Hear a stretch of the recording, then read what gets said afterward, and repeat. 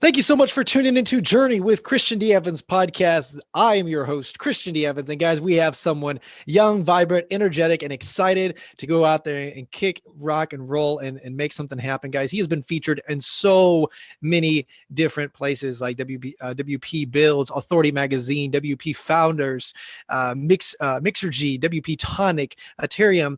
See, he was a son of an entrepreneur, so numerous of entrepreneurs that he credits his parents for giving him the thirst of entrepreneurship. His parents deployed an internet marketing training business way back in 2001. This man tagged along to those training sessions and learned quite a bit about marketing during his formative years. At 18, he became an InfusionSoft certified partner and certified trainer. He used that skill to produce hundreds of sales funnels for his parents' clients, right? Repetition is key, guys. It was during that time that he also built and monetized his first WordPress plugin, formlift.net. It still sells form styling to more than 1,000 InfusionSoft customers. At the age of 21, he dropped out of university to launch his own venture in 2018, Groundhog. The Groundhog plugin is a CRM, customer relationship management. I think many of you guys should know that, and marketing automation tool built for WordPress website. He has been featured in numerous areas, Gold Stephen Award for Tech Startup in 2020, and the 2021 nominee for Small Business of the Year. Ladies and gentlemen, please welcome my man, 24 years old, from Canada, Adrian Tobey. How you doing, bud? Oh, if I were to rate that intro, that's like an 11 on 10. That was that was solid delivery and execution. Hi, my name's Adrian. I am super excited and happy to be there, and I'm having a great day. Well, this is all your accomplishments, man. So of course it sounds like 11 on a 10, man. This is awesome, dude.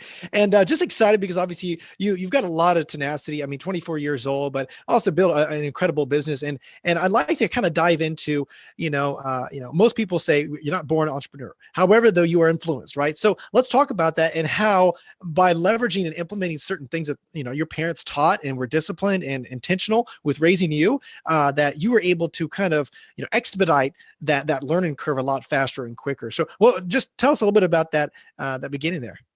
Yeah, absolutely. So my dad used to run a digital marketing training company, but he was a musician, and then musicians typically have a hard time making money unless, especially in the jazz segment, which is where my dad mainly operated. And really, you can only make money once you're dead in that industry, unless you're Kenny G. He's the exception. And it was a tough go for a while. And as many musicians do, as it turns out, the graduation from musician to the tech world is generally through marketing. And my dad learned a lot about digital marketing in the early days. In 2003 to 2007, Google was still, it's not the Google we know today. Like back then, it was easy to rank on page one just by stuffing a few keywords and some home pages, some backlinks, your URL, title, description. And at one point in time, if you searched for sheet music online anywhere in the world, my dad's website was ranked #1. That is long gone because of the many numerous updates to Google since then for location-based search and UX and all of those different factors that now key into your positioning. He then took that information of being able to rank his website and turn that into a training company. It's like, if I can do this, I can show other people how to do this, and I can charge for that information. We started going around the country here in Canada to different hotels. We'd rent out a conference room. We put 30 to 60 people in that conference room. And then between 1 day and 3 days, we would train them on exactly the process that we used to get on page one and rank and be visible online. That then graduated to, okay, now we're visible online. How do we get people to actually give us their information? How do we get them to give us a credit card number? How do we implement CRM marketing automation in order to turn that one-time customer into a recurring customer? And then we started building all of these different educational modules on top of that sort of original concept of how do you get on page one of Google for this training company. And all through this process, I'm sitting in the back of the room. I'm like the helper. I'm running the microphone up and down aisles. I'm handing out workbooks. I'm solving internet connectivity issues because everyone has their laptop on site. I'm trying to figure out why this person brought a Windows Vista powered laptop into this technology heavy marketing course. And I've learned everything through just like osmosis, right? I'm there, I'm absorbing this information. I don't really have a choice, right? Like it's hard to not pay attention. And that sort of just transferred into going through university, starting computer science, or doing university computer science, and then switching to part-time in university, working for my dad's now agency full-time.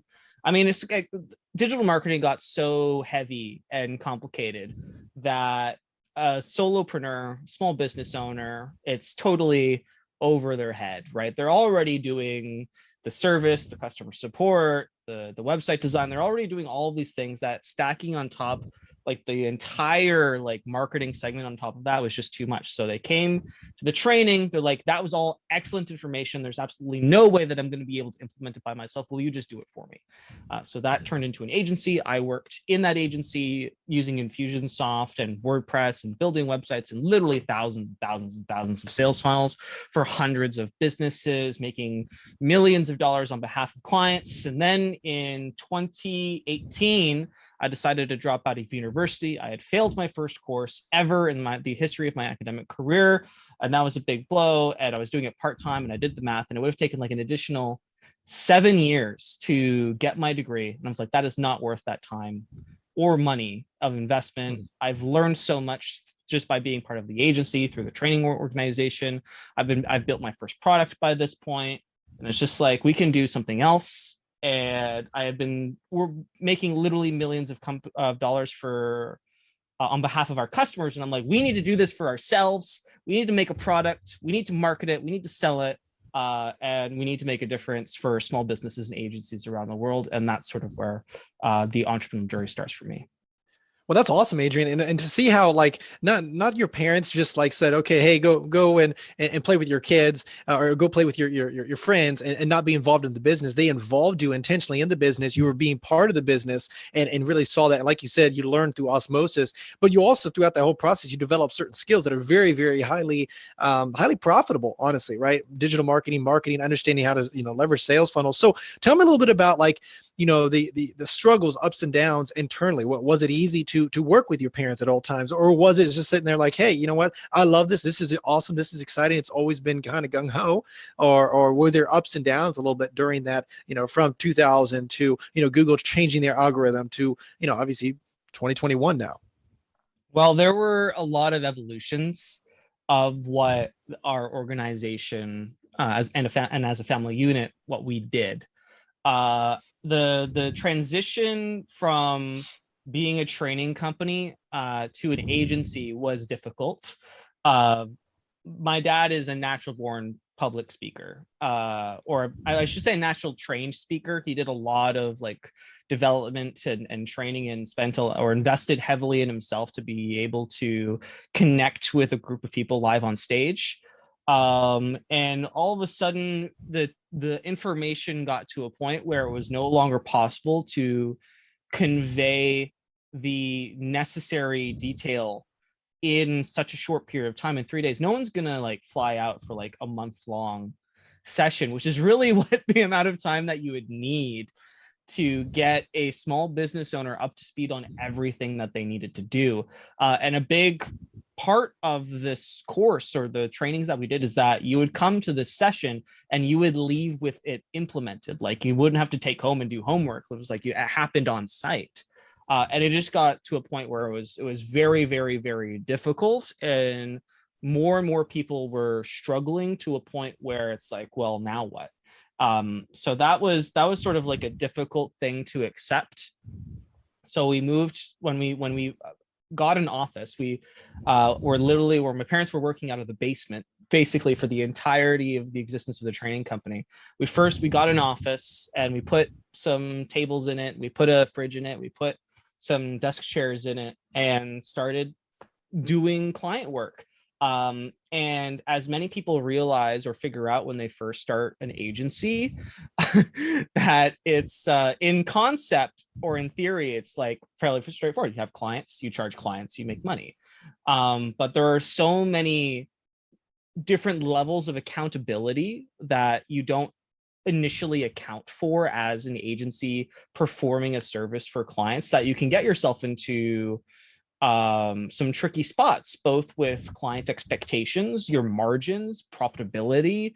HR is something that you now have to consider. Like before, we didn't need staff. It was like we show up for 3 days, we do the thing, we'd hand out the workbooks. Like we had a printing company do all that and the design and whatnot, and like it was just us. Like we didn't need anybody. But all of a sudden, you have to have people in charge of certain projects. You have project managers. You have to have specialists for certain things.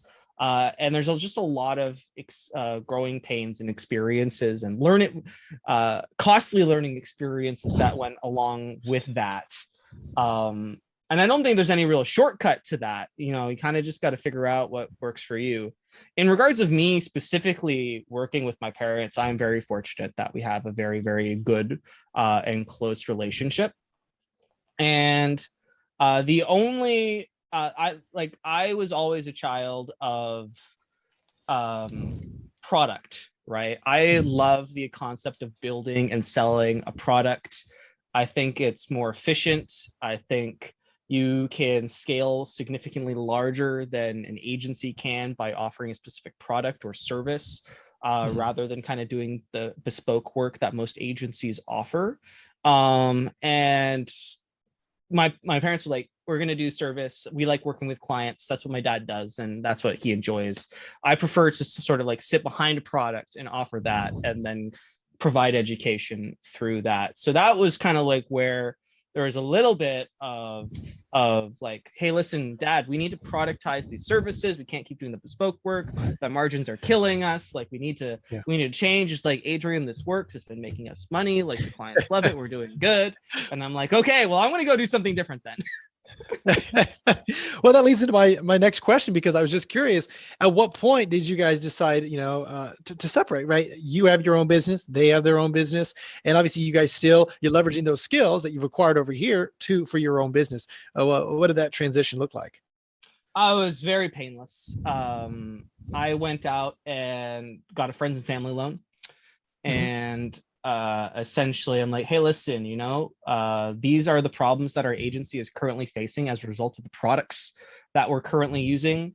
We were primarily using InfusionSoft and WordPress to build the projects that we wanted, and both of those great products, WordPress especially. InfusionSoft is a great product, but it had a lot of deficiencies for us as an agency trying to produce results for clients. A lot of things, just like you have to sign up for a new client account every single time, and you have to spend 3 days just trying to get the right credit card number from the client. And then there's also the conversation that you have to have of like, is the expenses worth it, right? Because they're all, off day one, they're paying $300 a month basically for this platform. And you have to convince them that is they're going to get an ROI on that. And then you have to spend another 7 days manually recreating the strategies that you've already created 3 times, but there's no copy paste. You have to manually redo it every single time. And so those were just some of the few deficiencies that existed as part of the process. So I'm like, I can fix that. I built a product. I'm fairly good with a keyboard.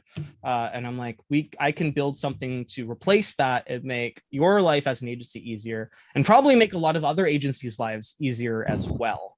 And they're like, that sounds like a great idea. Go do that. And I'm like, all right, well, I'm going to go do that then. So with that being said, obviously now, where did you learn, excuse me, let me ask this better question. So when you're developing your own business, did you have external help come in here, kind of coach and figure out like developing your own system and processes, or was it a lot of organic growth? Did you have to do a lot of paid advertising to expand and blow up the CRM like you've done? There was a bit of both, as there is in most cases, not one or the other. In the beginning, it was pretty much just me by myself. I made the MVP and released it in 2 months from start to finish. Put it out into the world, gave it an incredibly low price point, undercounting the competition by way too much. We can talk about that in a little bit, maybe. And immediately took, I think, $3,000 out of the friends and family loan that I got, went on Facebook and blew it all in a week for absolutely zero return on investment. As most people figure out the hard way with Facebook ads when they try to do it organically. And like, listen, I'm not the most naive marketer on the face of planet Earth. I had done several, 100 successful marketing campaigns. But the difference between what I was doing, what I had done for clients, is that they already had established brands, and they had reviews, and they had credibility, and they had an audience. And I was starting from scratch. So starting from scratch and then spending $3,000 on Facebook ads is a little bit different than a reputable company with a presence spending $3,000 on Facebook ads, where people can click on the ad and they're like, oh, look at all these other people. It's like, no, I had nothing. I had no reputation, no nothing. And it was just a total waste of money, which I now know and have learned since then. After that, I'm like, okay, well, paid ads is obviously not the way to go here, or at least not paid Facebook ads. And the paid Google ads, I'm sure probably would have worked, but HubSpot and Salesforce price fix the Google ads on Facebook to like $40 a click, which was just a non-starter for me, because they can spend whatever the hell they want, right, and still make money. So they're bidding. They're basically preventing small competition from being able to bid on those keywords by driving up the price by overbidding. And Google is more than happy to take their money. Like they're not gonna, if they're saying, hey, I'll bid $40 on this keyword that really only needs $5, they're like, I'll take that $40. I don't mind, right? So they're artificially driving up the cost. So that was a non-starter. So it's like, okay, well, how do I create an audience then, right? It's, build it and the people will not come on the internet. That's not how it works. You need to find an audience. You need to be able to access them somewhere through other platforms. And the platform that I found that I was be able to do that is to actually go on a podcast circuit, as I'm doing right now. And I Googled WordPress podcast. We have a WordPress plugin, so that seemed like the most obvious place to start. And I went through like the first 10 pages of the Google search results, and there's dozens and dozens of WordPress podcasts. And I'd say probably 80% of them had like a be a guest form, right? And I'd fill out my information and my story and my product. And I probably got like a 10% response rate based on that, and said, yeah, we'll have you on the show, book a time. And I'd go and I'd book a time, and I would appear and I'd share my story. I'd share the product, my limited business acumen at that point in time. This was 3 years ago. And I'd just keep doing that. And then, I'd go on one show, and then they all listen to each other's shows. So another podcaster who didn't originally reply to me would listen to that show. It's like, oh, hey, he's actually a pretty good, interesting guest. Maybe I'll actually reply to him. And then I'd get another email and another email and another email. And then I'd get referred from one podcast to another, until I started just basically poaching other people's audiences. And they would end up on my site and they'd buy stuff.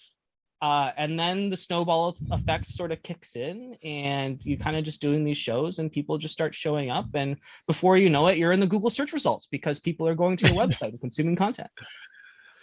And I love that because, you have so many different omni approaches, right? You went over here, Facebook. Okay, you tried that, but you didn't give up, right? Obviously you're young, vibrant, but it's so funny to me how many people just, I tried that, it doesn't work, right? And so you come over here to ads. Okay, wonderful. Google does, for whatever reason. Okay, cool. I can't, I'm not in that situation. And then you come over here and doing podcasting.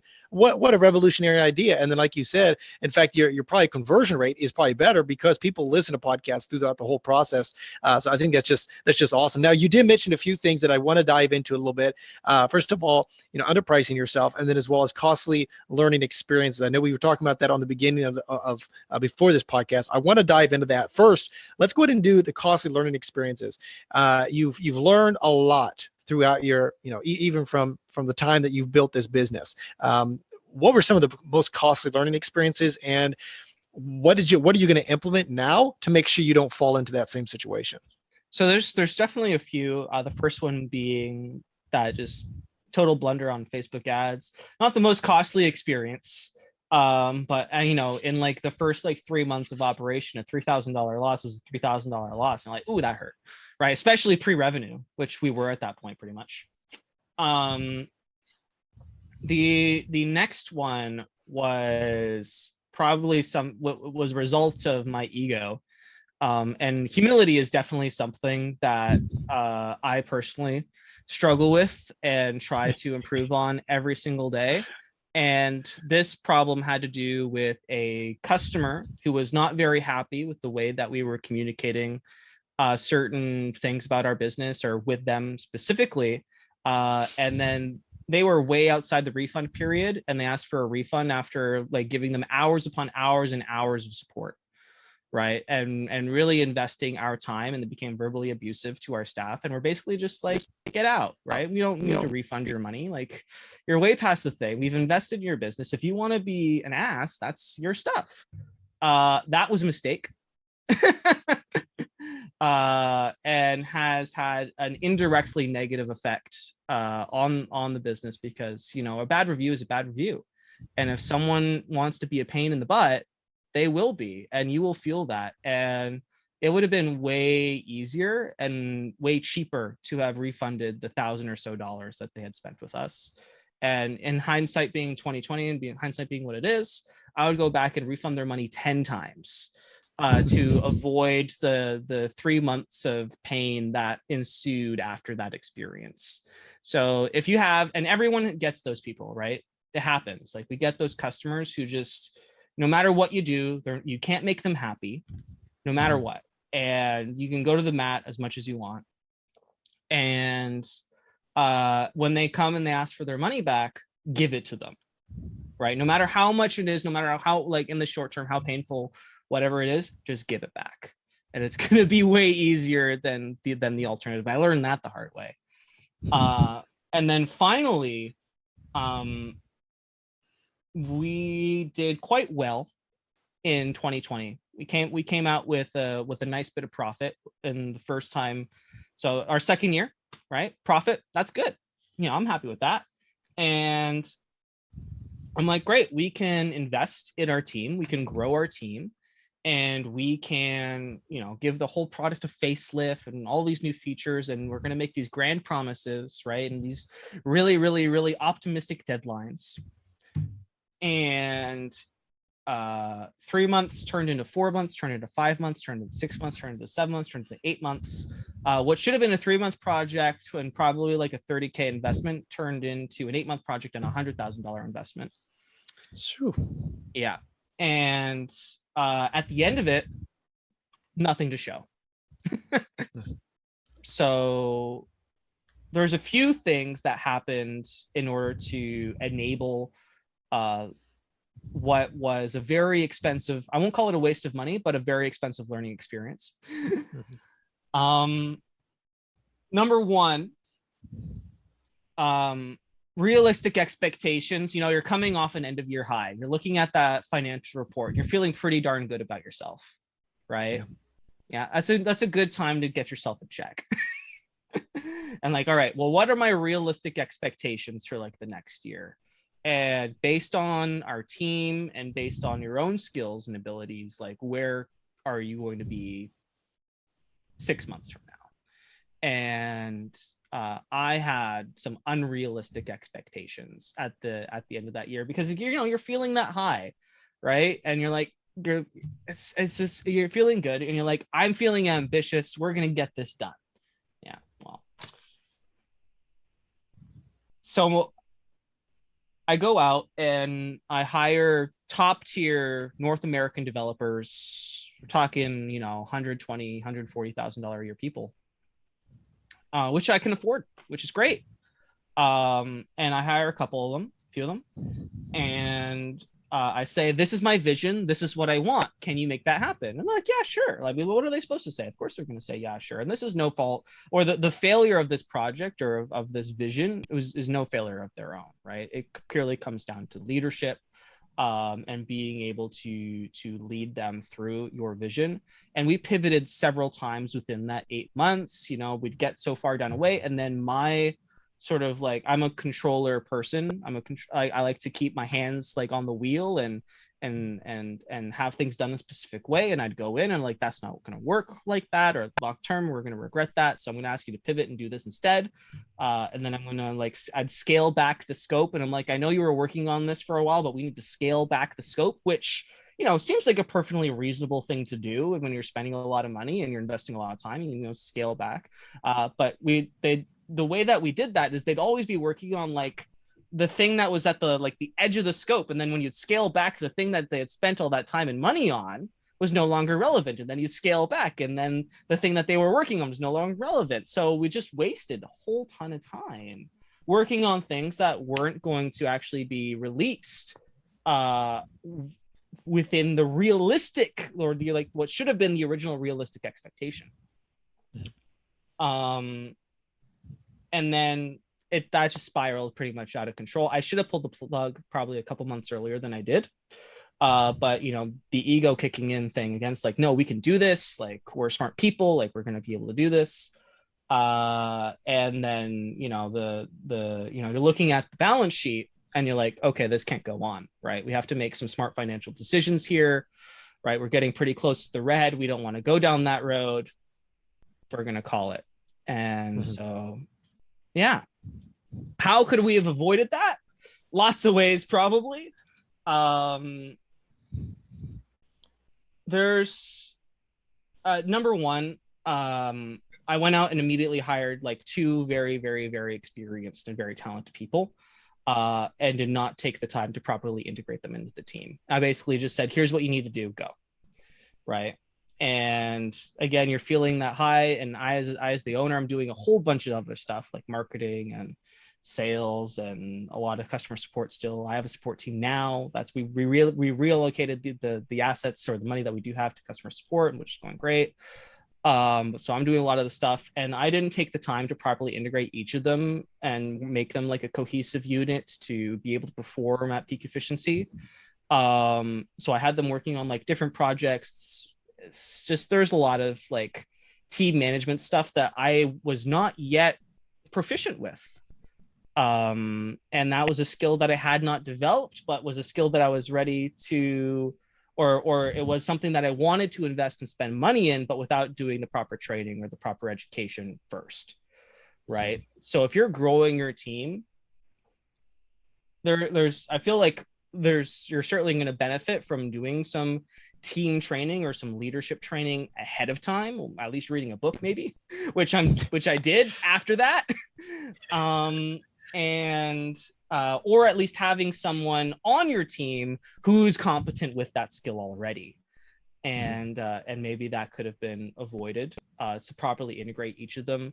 And then also just having those realistic expectations and being able to properly question maybe the people that you're hiring to take on a specific project and see what their expectations of timeline is, because I'm the one not doing the work, setting the timeline. And probably some back and forth with the team would have benefited me greatly into actually understanding what we would be able to accomplish in a certain period of time. And that's what I have to say on expensive learning experiences.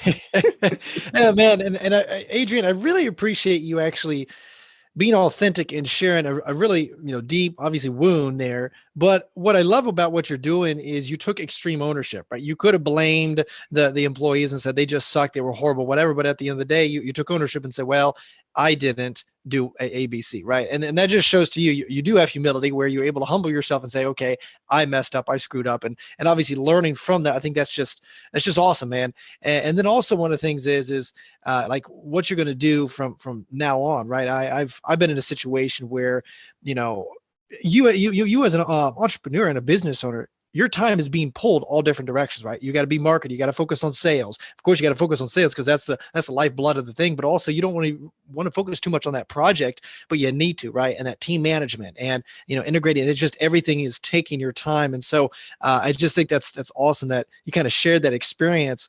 Now, also one of the things that I really love what you said is to have, because everybody says don't ever quit, never quit, just keep going. But you had the tenacity and the wisdom, if you will, to pull the plug on that project. And that was probably tough because, there's a point where, do I keep going or do I just say, hey, I'm going to pull the plug because logically this is not working. We've been doing it for X amount of years or X amount of months. What was that thought process? Could you walk our audience through that? Absolutely. So at the 8-month mark, I got a call from my bookkeeper. And I don't do the, like, you have to employ people that know what they're doing. And I failed a math course in university. I'm not doing the taxes. I have a guy for that, and he does a really, really great job. And he sends me the balance sheet, the financials at the end of every single month, and I'm looking at this email that he sends me, and it's like, he's like, Adrian, I think you're gonna have to make some smart financial decisions soon, regarding the pace of your investment in this project, and so on and so forth. And so I'm like, okay, right, like the time has come. I foresaw it coming. I felt it coming months prior, and I should have probably had this thought then rather than now, but it is what it is. And I'm really thinking about it, and I'm sitting in on my balcony, and I'm having a cigar. That's how I do my stress relief. I have a glass of scotch, one ice cube, and a cigar, and that's what I do. And I'm sitting there, and I'm like, what do I do about this? And I'm really thinking about it. It's like, okay, well, it took $100,000 and 8 months to get to where we are now. The project's probably 45% of the way where it needs to be, in order to be like even remotely publicly shippable, right? Before we could put it in front of people and they could actually use it. How long and how much more money is it going to take to get it to like 90%, right? Well, another 8 months and another $100,000. It's like, do we have 8 months and $100,000 to throw at this? The answer is no, we do not, right? Not at the rate of which we're spending money on this, and our MRR and our ARR and the amount of customers coming in, right? Like, just as it was written in black and white. It's like, the answer to this question is no. The only way that we could have probably kept going was, okay, go find money or borrow money or get a VC, right? But that, as a WordPress plugin company, those were all non-starters. No VC is going to be willing to spend money on a WordPress plugin company. It hasn't been done, and it won't be done. And frankly, I don't want to work with a VC. I don't want to give up equity, and I don't want to take more. I don't want to borrow more money from family or friends or the bank, God forbid. So it's like, well, the answer is simple then at that point. You have to make the tough call. You got to call the developers and like, hey, listen, this isn't working. We're cutting this project. We're letting you go. So we let one person go, and the other actually just, he saw the writing on the wall, and he's like, I got another gig. It's okay. I'm going to go do my own thing. And I'm like, that's, where I'm wishing you the best. Like, hopefully situation, or, hopefully we get to revisit this in the future. But for right now, we have to focus on other projects that are going to make money today, building integrations, putting some polish on a few features and not completely rewriting the damn thing like we were trying to do. And just give the users what they're asking for. They weren't asking, and this was the big thing. It's like, no one asked for a complete rewrite. No one asked for a ground up rebuild, because that's not what the customers were asking for. That's what I wanted. And that got in the way of and that got in the way of us being able to deliver what people actually wanted, which was integrations, which was new features, which was whatever. All could have been done without a complete rebuild. And it's like, all right, well, I got to put what I want on the side burner. And the purpose of a business is to add value to the marketplace and make money, and that's what we have to do. And this is the stuff that we have to build. And you are not necessarily needed for that. We have other people on the team who are able to accomplish that. So, yeah. Well, and that's what I think is so interesting, because see, so many people, Adrian, and this is what I see all the time when I'm talking to numerous business owners and even some of my audience, is that they focus on the wrong thing, right? And then also one of the things I've also noticed is, once you have a 6-figure business and a high 7-figure business or whatever, you bring in $100,000, $200,000, $300,000 a month. Wonderful. Now you're hitting, oh, we got income. But then all of a sudden, if you are not disciplined with where the heck is that money going, right? Because you can make a lot of money, but you also have to be aware of where that money is going and be disciplined with it. Because let's be honest, right? You and I understand it's easy to spend money, and Facebook and Google and all these people are fine with taking it, right? They're like, hey, sure, yeah, give us 100 G's, right?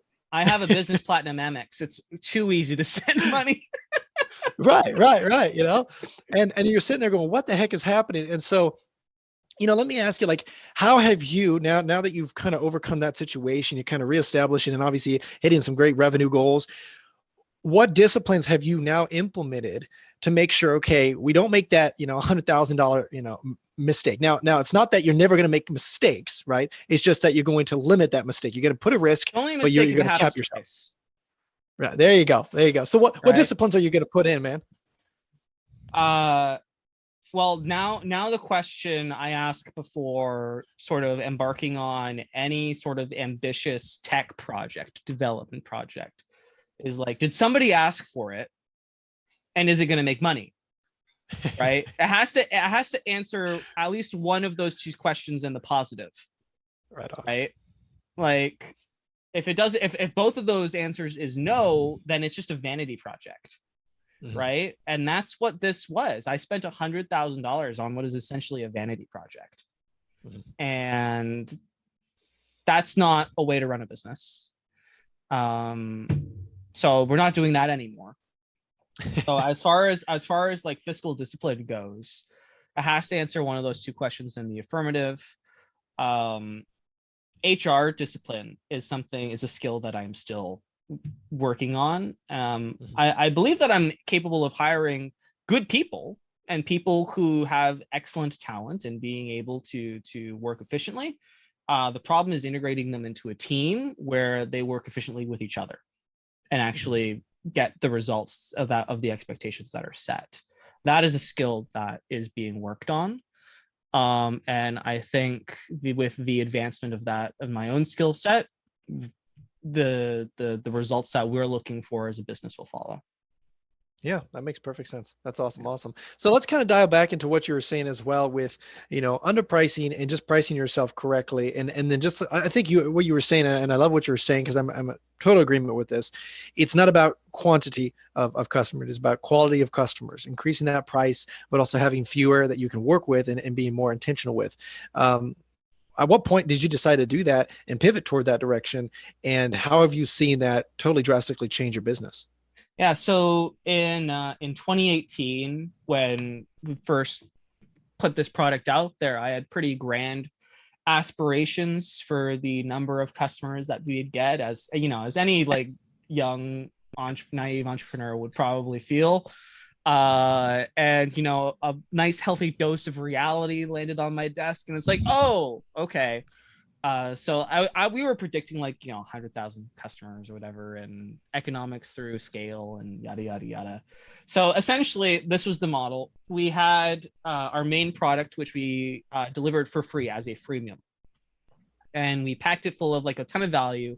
And we list that openly on the WordPress repository where everybody goes to download their free stuff. And the initial feedback was excellent. People really, really liked it. They liked that it worked. They liked that it was free and they could accomplish a lot with it. And then we would sell premium add-ons for that. Our problem was that the pricing for those premium add-ons was just ridiculously inexpensive. So we would basically, we had, I think at that point, 25 integrations with other WordPress plugins and extensions that add stuff like a calendar and a sales pipeline and nifty features for small businesses in the sales area. And you would get the whole kit and caboodle for $199 USD per year. Now, that sounds on the surface like excellent value, right? You get all this whole suite of tools and premium support and whatever for $199 a year. Great value. Problem. People, our target audience, right? We 50% of our business is from people switching from other platforms, right? People switch CRM and marketing automation tools all the time because it gets too expensive or they don't get to work, whatever. So 50% of our business is from people switching. Those people switching are spending $199 every single month, right? So they're looking at $199 a year. There's absolutely no way that it can even come close to the tool that I'm spending $199 a month for, right? I'm spending in excess of $2,000 a year. You're saying you can, answer that problem that I have for a zero less? No way. So we were getting a lot of the, yeah, right. It's not possible. And we were actually pricing ourselves too low out of the market where people wouldn't actually take us as a serious Alternative, even though that we checked all the boxes, it was tested at scale and it worked and we were getting good reviews and people really liked it. The sales were just not following because the people that we were targeting expected to pay a certain amount of money to solve a very expensive problem. And in their minds, the perception was that a $199 product could not solve that problem. Yeah. So I didn't understand this. And pretty much all through 2019, all the way up to September, I was doing the podcast route. As I mentioned, I was doing the podcast circuit. I was appearing on shows. We were getting traffic, but the sales were just not following. And I'm kind of like, what the heck is going on? And then I met a guy through a show I was doing. I was invited to be a guest host on a show called the WPTonic podcast, which is Jonathan Denwood, great guy, great show. And through that show, I met a guy named Chris Badgett, who's a very good friend of mine and a mentor. And he runs a very successful LMS WordPress plugin called Lifter LMS, which is the second largest LMS available for WordPress in that space. And he's like, you need to go to this conference called Cabo Press, which is run by a very influential WordPress person. I'm doing a lot of name dropping here, but it's not really important for the story. His name is Chris Lemma, and he basically 60 sort of like WordPress, like the who's who of like the WordPress plugin and business economy, like show up to this resort in Cabo, Mexico, for what is essentially a powwow session where you can bring your problems and leave with answers. Okay. And I'm like, okay, that sounds interesting. So I get in, it's invite only. So I get myself invited because my friend and mentor, Chris Badgett, puts in a good word for me. And he's like, okay, I get invited and I fly down and I go to pretty much every single of the 60 people who are there. And I share them with them, my problems. Like, okay, I have this awesome product. It's, basically does everything that the competition does and more. Right. And it's a fraction of the price. Well, how cheap is it? They ask. And I'll be like, well, it's $199 a year. And they all said the exact same thing. It's not expensive enough. It's too cheap. And I'm like, but, naive entrepreneur speaking, it's like, but won't it being cheaper make people more likely to buy? It's like, businesses expect to spend a certain amount of money to solve a problem that costs a certain amount. If what you're charging doesn't fall in line with that expectation, they will not buy, regardless of how much of a deal or how much value you're actually offering. This reinforced itself. I came back from that conference and immediately changed all the pricing. And then my dad, working in the agency, had a client who sold special glasses for children with learning and cognitive disability.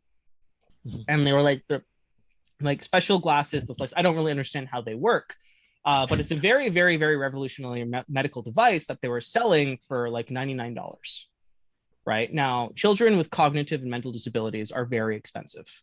Right, there's a lot of healthcare expenses, especially in the United States. A lot of personal support worker care. It's it's expensive, and they were facing that exact same problem. It's like no one would buy these glasses because if they're only $99, how could they possibly work? Pharmaceuticals and healthcare in the United States is expensive, and because they were inexpensive, people couldn't rationalize that they actually helped because they didn't fit that narrative. So I'm like, bump up the price, right? Just make it more expensive. And I think they tripled the price to $299 and sales tripled. It's counterintuitive, but we did the same thing. We went from $199 to $480 a year, and sales tripled, like pretty much like the next week. It was incredible. And immediately we had our first 5-figure month. We were doing like 6, 8, 7, back down to 2. It was awful for that first year. And then we immediately shot up to 11, 15, 19. It was the difference was incredible. See, that's awesome that that small little difference made a huge, massive impact in your business. And now one of the things I also love about what you're saying is, you didn't just arbitrarily make up a number and say, okay, let's shove it up to whatever, right? To me, it's just right. You leveraged it. So one of the things while I was in Cabo, I met a guy. His name is Devin Walker. He is the co-founder of the largest donations platform for like the open source, which is GiveWP. They have like 70,000 customers. They're used by pretty much like every single top tier foundation in the United States, like the Clinton Foundation and the Bill Gates Foundation. Like they do like the heavyweights. And I'm talking to Devin, and he's like, you need to raise your prices, which is what everybody else says, but you should copy mine. Go to my pricing page when you get home and just copy the numbers. And his was really, it's like, it was 20, 30, 40, right? Those are 3 pricing tables. They came with different options, and those are the options you could buy. So I went home and I copied it, and I went 20, 30, 40. I added an $80 one so that we could collect more money for it from agencies, which does well. And that's how I came up with that number. I just flat out freaking copied it. And you should too. That's awesome. That's awesome, Adrian. And just to see that you actually, humbled and you actually did it, you implemented it. And then also one of the things I always find very interesting is, how when you're adding that extra little bit of value, you added value. It's almost like buying a Ferrari for $1. Naturally, organically, you subconsciously think, okay, something's wrong with this Ferrari. Why is it $1? There's got to be something wrong with it, right? And it's the same concept, right? There's a reason why. Yeah, exactly. And so that's why you actually developed. And now also you were giving a lot of value to your customers, and that's the reason why they couldn't figure that out. So that's awesome, man. Now tell me, because obviously I just love your story. I love your energy and obviously what you're doing. Now, how can my audience reach out to you, Adrian, your business, your company, and obviously be part of what you're doing, bud? Yeah. So if you're interested in the actual product, in the CRM marketing automation product, which is an open source plugin for WordPress, you can head on over to groundhog with 2gs.io. That's where you'll find us. We have, I don't know if this is going to get released. Is this going to get released before Black Friday? Yes, it will be. Yes, it will. So the Black Friday, we're doing that. So if you want a deal, you can swing by. I think we're doing 25% off for the first year. So tremendous value on top of already tremendous value. So if that floats your boat, groundhog with 2gs.io. If you're interested in me personally and my story, and maybe more shows like this where we didn't touch on all of the topics that I like to talk about. So if you want to listen to other shows, you can head over to Adrian Tobey, that's TOBEY.com, where I repost all of these shows, including yours, Christian. And you can also follow me on Twitter at Adrian Tobey, where I like to share like little tidbits of information just like this. Right on. And guys, that those links will actually be in the description below. Make sure you reach out, click on that, go in and consume that content. Of course, you get tremendous value from Adrian Tobey. This is awesome, man. And before we let you go, again, I really appreciate you being on, sharing your story, sharing your experience, and obviously adding incredible product to our customers and our audience. But is there any last words of wisdom that you'd like to share to our audience before we let you go? Given that Black Friday is coming up and everybody and their mother is having a Black Friday deal, and it's really easy to get lost or get caught up in the hype. I've been seeing businesses just offer extraordinarily deep discounts, like 75, 65, 50% off. And for me, that's a non-starter, right? It's almost devaluing your brand when you are able to go that low, and you're setting a detrimental expectation with customers who sign up during that period. Because if you don't run that same deal next year, you can guarantee that they're not going to renew, right? And it's also attracting a certain kind of customer when you go that low, and you don't want to deal with the riffraff, right? I think the maximum discount we've ever offered is 25%. And that's when I'm feeling incredibly generous. And that's because we want to be the premium option, right? We have a competitor in the WordPress space, and they're doing like the 40, like 50% off. And we're not going to even compete with trying to undercut them. We don't want to do that race to the bottom. We're going to stay at our premium level. We're going to offer consistent value and consistent results for our customers. And we are going to successfully attract the people who want that from us. And I think that's really important, is because it's so easy. Everybody is running a deal. It started like November 1st. It's not Black Friday. It's like Black Friday month now. And it's easy to get caught up in the hype. Don't fall for it. What's most important when the dust settles and December 1st rolls around is that your business is in a good position to continue offering incredible value to the marketplace and to your customers, and that your business can also support you.